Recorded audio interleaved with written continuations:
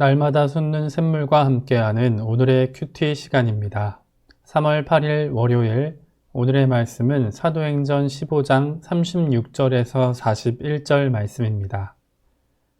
며칠 후에 바울이 바나바더러 말하되, 우리가 주의 말씀을 전한 각 성으로 다시 가서 형제들이 어떠한가 방문하자. 마가라 하는 요한도 데리고 가자. 바울은 밤빌리아에서 자기들을 떠나 함께 일하러 가지 아니한 자를 데리고 가는 것이 옳지 않다 하여 서로 심히 다투어 피차 갈라서니, 바나바는 마가를 데리고 배 타고 구브로로 가고, 바울은 실라를 택한 후에 형제들에게 주의 은혜에 부탁함을 받고 떠나 수리아와 길리기아로 다니며 교회들을 견고하게 하니라. 아가페, 하나님은 사랑이십니다. 우리는 사도행전을 통해 성령님께서 예루살렘과 온 유대와 사마리아와 땅끝까지 복음을 확장해 나가는 모습을 살펴보고 있습니다. 예루살렘에서 복음의 확장은 1장부터 7장까지, 그리고 유대와 사마리아 지역에서 복음의 확장은 8장부터 12장까지 기록되어 있습니다. 이어서 13장과 14장은 1차 전도 여행에 대해 기록하고 15장은 예루살렘 공의회와 관련된 내용을 서술하고 있습니다. 오늘 본문은 2차 전도 여행을 시작하는 부분으로 18장까지 그 내용이 전개될 예정입니다. 우리는 이성적으로 살아가려고 하지만 자신도 모르게 감정에 치우친 행동을 할 때가 있습니다. 냉정하고 논리적인 사람들도 어느 순간 감정 때문에 중요한 일을 그르치기도 합니다. 본문에서 바나바는 긍휼과 자비를 중요하게 다룬 것 같고, 바울은 충성과 헌신을 강조한 듯 보입니다. 하지만 이렇게 중요한 가치들을 주장한 두 사람이 서로 심히 다투어 갈라섰다고 합니다. 좋은 감정으로 그러지는 않았을 것입니다. 혹시 우리 가운데 근래에 태연하게 숨기고 있지만 속에 숨기고 있는 불편한 감정이 있지는 않습니까?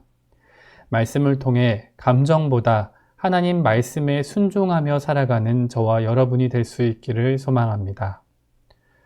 누가는 1차 전도 여행을 묘사하면서 중심 인물을 바나바에서 점차 바울로 옮겨가고 있습니다.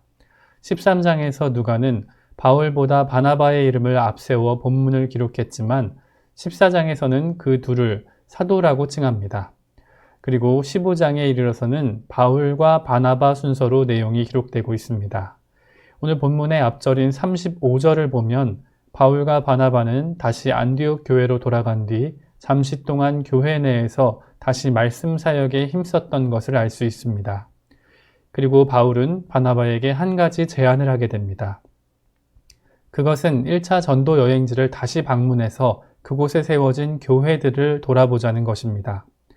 바울은 구브로 섬과 버가, 비시디아 안디옥, 이고니온, 루스드라, 그리고 더베에 이르기까지 죽음을 무릅쓰고 복음을 전했던 성들을 돌아보며 다시 한번 그들이 예수님의 이름으로 바로 세워졌는지를 확인해 보자고 권면했던 것입니다.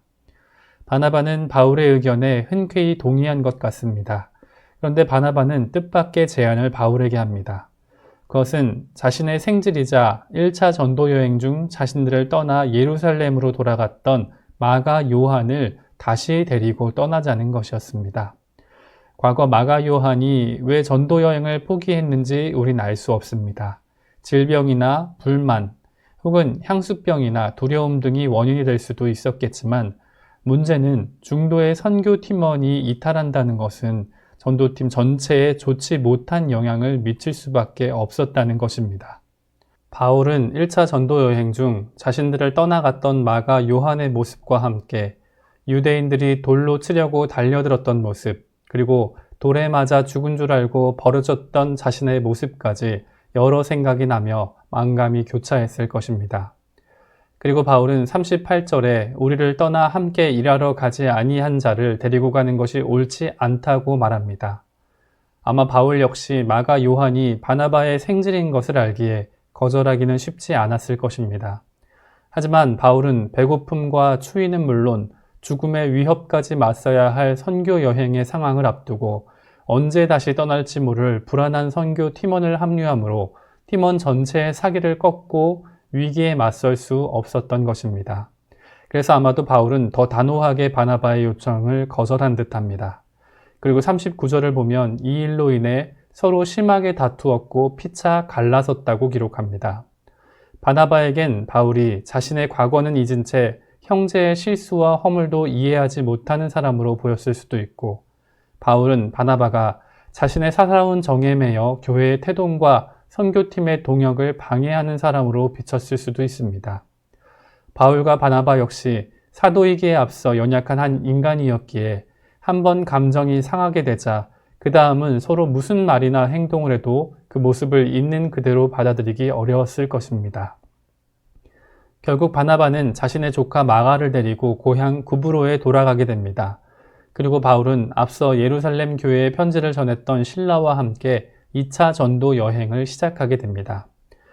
여기서 바나바와 바울은 각자의 길로 가게 되었지만 바울이 바나바와 다른 점은 40절에 기록되었듯이 안디옥 교회의 파송을 받아 정식으로 2차 전도 여행을 떠나게 되었다는 것입니다. 오늘 말씀을 마무리하며 우리는 사도이기에 앞서 연약한 바울과 바나바의 모습을 보게 됩니다. 그들은 1차 전도 여행을 함께 잘 마무리했지만 2차 전도 여행의 시작을 앞두고 불편한 감정으로 인해 삐걱거리는 모습을 보였습니다. 그런데 우리가 놓치지 말아야 할 사실은 성령 하나님께서는 그런 인간의 연약함까지 바라보시고 그들 모두를 복음의 도구로 계속 사용하신다는 것입니다. 인간적 분열로 보이는 사건을 통해서도 성령 하나님께서는 선교의 영역을 계속하여 확장하셨습니다. 바나바는 자신의 고향이자 1차 전도 여행의 첫 번째 사역지이기도 했던 구브로 섬을 방문하여 그곳 교회에서 내시를 다지고 훗날 마가복음을 기록할 마가를 세심하게 지도하게 됩니다. 또 바울과 실라는 교회의 지원을 받아 육로를 통해 수리아와 길리기아 지역을 방문하며 새로운 교회들을 견고히 세워나가게 되었습니다. 우리가 잘 알다시피 훗날 바울은 마가를 향하여 그를 자신의 동역자라고 하며 자신의 일에 유익하다는 칭찬의 편지를 기록하기도 했습니다. 오늘 우리 교회와 공동체를 볼 때 혹시 우리 속에 좋지 못한 감정이 있지는 않습니까? 좋지 않은 감정 속에서는 하나님의 다스리심과 성령의 역사하심이 눈에 잘 보이지 않을 수도 있습니다. 하지만 오늘 본문에 바나바와 바울이 불편한 감정 속에서도 시험에 들지 않고 충실하게 복음의 사명을 감당할 수 있었던 것처럼 우리도 우리에게 맡겨진 사명을 감당할 수 있길 원합니다. 우리 자신의 논리와 감정을 넘어서 크고 놀라운 일을 계획하시고 이루어 나가시는 하나님을 바라보길 원합니다. 그 하나님의 말씀에 순종하며 오늘 하루 그리고 우리 인생을 살아가는 저와 여러분이 될 수 있기를 간절히 소망합니다. 함께 기도하겠습니다. 아버지, 오늘은 사도행전 15장 말씀을 통해 바울과 바나바의 연약함을 살펴보았습니다.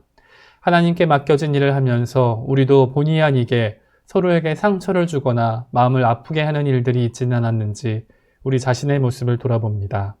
아버지, 연약하고 부족한 우리의 입술과 혀를 용서하여 주시고 우리로 아버지의 선한 청지기가 되게 하여 주시옵소서. 그리고 불편한 감정 가운데 있을지라도 맡겨진 사명을 감당했던 바울과 바나바처럼 우리 역시 비록 이해되지 않는 상황 속에서도 우리에게 맡겨주신 복음의 사명을 감당해 나가길 원합니다. 우리를 사용하시고 이 땅에 온전한 하나님의 나라를 이루어 가소서. 날마다 우리를 위해 간구하시는 예수님의 이름으로 기도합니다. 아멘.